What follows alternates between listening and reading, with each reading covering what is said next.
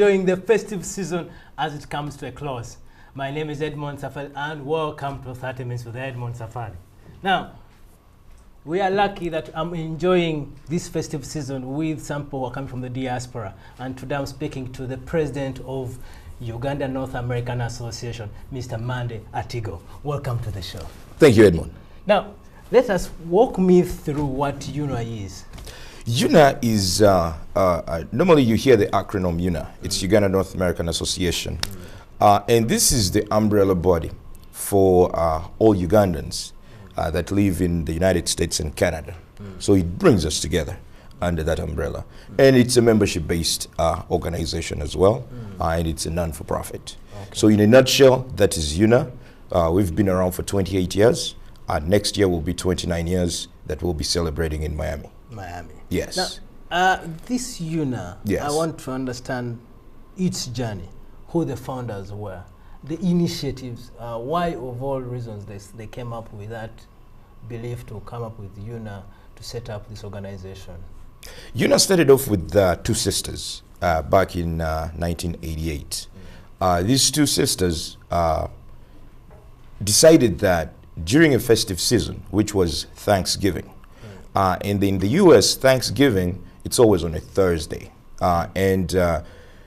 This is the time when Americans get together and give thanks to people that have changed their lives, to family, to friends, you know, could be employees. So anyone that has impacted your life in a positive way, this is the time to actually give thanks to them and appreciate them. Now, of course, here, we don't have such a thing. So during this time, these two sisters decided, hey, you know what? We are lonely during this time. So we need to get together as Ugandans and celebrate and remind each other of home, you know, and get together. So that's really how the concept started, in someone's house, you know. Yeah, so it was very successful. They didn't have many people really, but they got together, had a good time, you know, there was merrymaking. So then they were like, hey, you know what? This is good stuff. Let's try it again next year. Then that's how it transitioned into becoming now a much bigger organization to even be registered as a non-for-profit. Then now they elevated, they left someone's living room to now a hotel.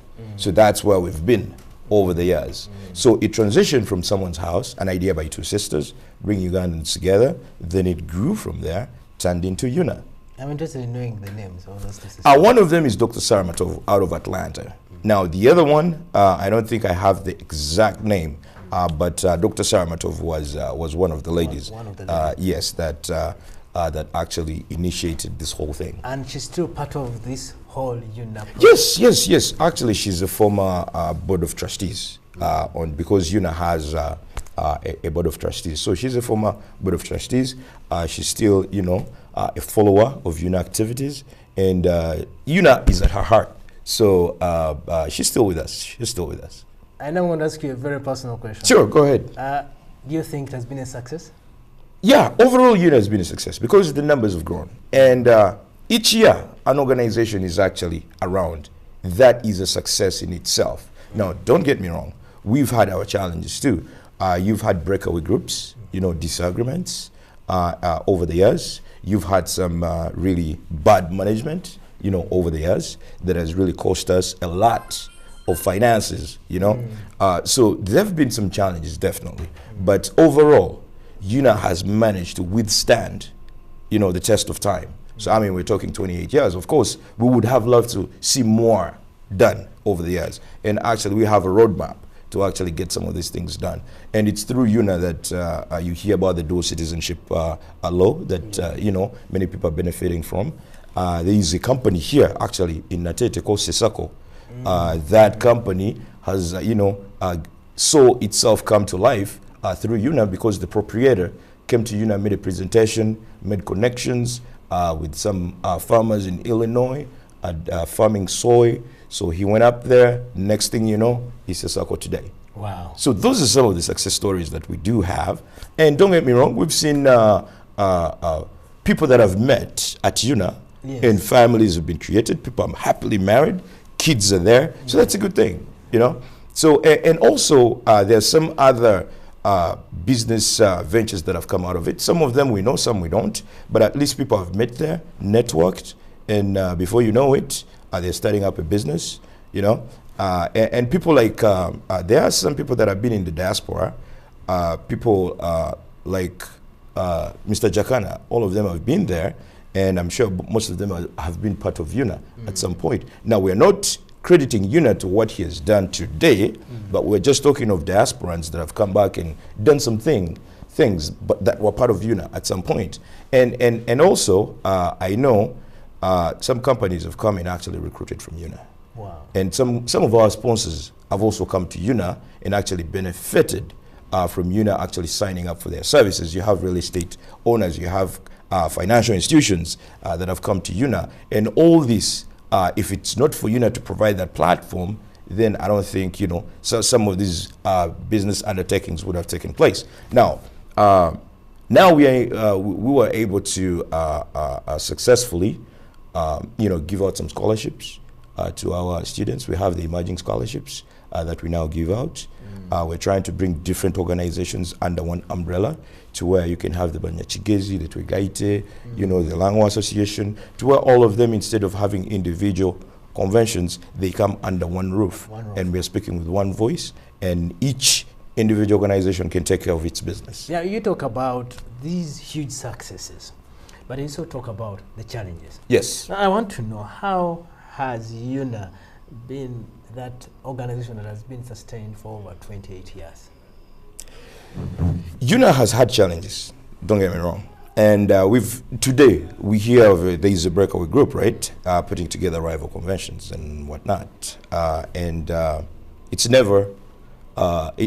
has never been my idea of if we have a disagreement or we are brothers, then you take off and you run, you know?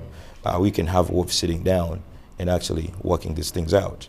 Now, currently, we are in a process of actually speaking to our brothers and sisters that broke away 2 years ago, so we can get back together. Which is very important. Very important, very important. To our sponsors, to our members, you know, it's our intent to have one house. And so that, you know, when they're coming out, they have a larger pool.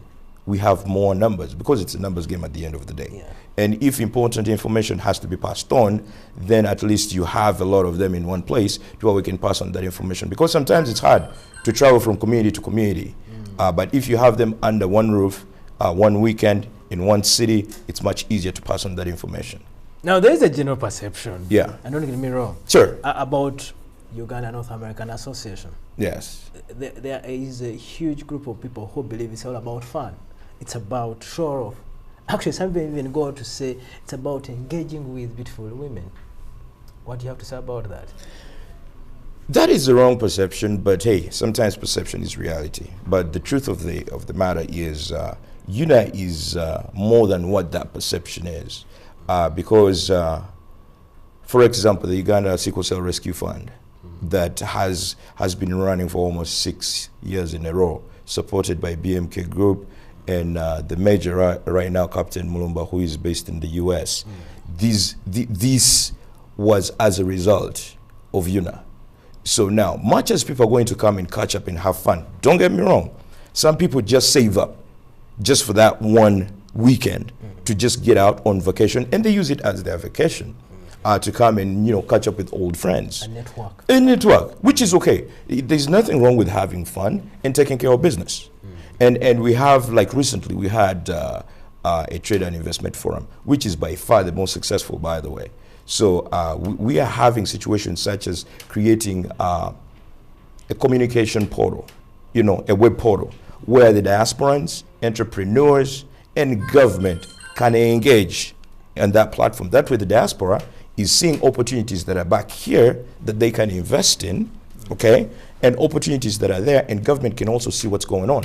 We are talking remittances from the diaspora of close to $1 billion US dollars. So, and that is almost 10% of our GDP when you look at it. So there is serious business that goes on, which is just more than fun.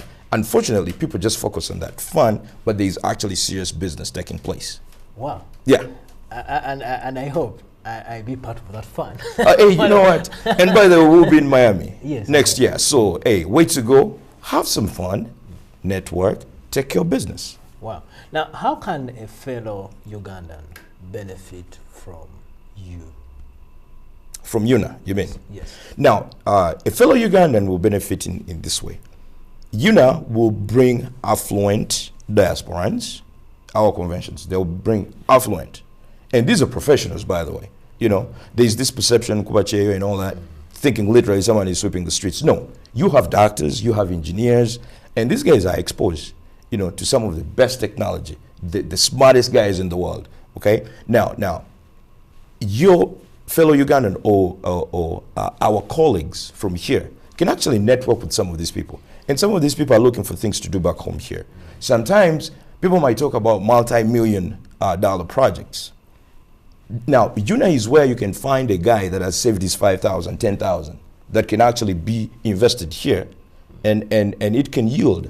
It can bring some returns, and those are employment opportunities. So someone can actually see an opportunity here, go to your UNA convention, network with some of these individuals, and you know what? Next thing you know, you're creating opportunities back home here. And also, Edmond, coming to a UNA convention and seeing how we are interacting and who else is there. So there's a need to also venture outside the UNA convention. That is exposure. You won't come back the same person. You'll come back a totally different person. You might even come back with a business idea. Remember, you're having another set of eyes coming from here. When you go there, now you're seeing things. I know a guy that came back and started juicing and packaging it, you know, and there was this idea of vitamin water. He's doing it here, by the way. And this is a guy I met about 2 years ago. He went there, saw the vitamin water, came back. Apparently, he's doing it. Wow. Yeah, yeah, that is how someone can really benefit. Travel, network with them, get exposure, get ideas, come back and let's implement. Why should we see UNA in the next coming years, 5 years from now? Because you see, you said earlier on that UNA started from two sisters. 28 years has seen lots of leadership change. From the old, now actually to the younger people like you, taking charge of UNA. Where should we see UNA now? One, UNA, we need a very strong presence in our home country, which is here. That's true. And we need to take an aggressive role in transforming our economy. We are talking of a mid-level income economy by 2020. It's a stretch, I'll be honest with you, but it's still achievable. We have to take the lead role. We recently had the Home is Best Summit, the Diaspora bridging that gap to that 2020 vision. So UNA is looking at really being more aggressive in that role and changing our economy. Right. Ethiopia has done it, Rwanda has done it, we can do it.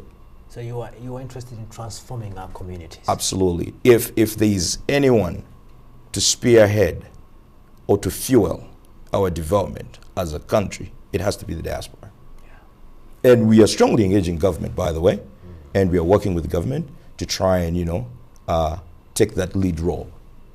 So, of course, that comes with, you're going to have critics, you know, that are going to label you and all that. But my stance is, if we are to achieve some of these things, it's about time we looked at the bigger picture and forget about this pettiness, you know. If we are going to make progress, that's the direction we need to take. And we also need a structure here at home that diasporans can actually take advantage of or leverage to kind of get better and have a soft landing, especially those that are coming back to invest. That's some kind of structure we'd like to have for them, a roadmap. Because for the most part, at least 2 out of every 5 diasporans that start up businesses here end up failing and going back. Yeah. Why is that? And a typical diasporan, the few I've talked to, is going to take you about 2 to 3 years to literally figure your way around. Why does it have to take that long?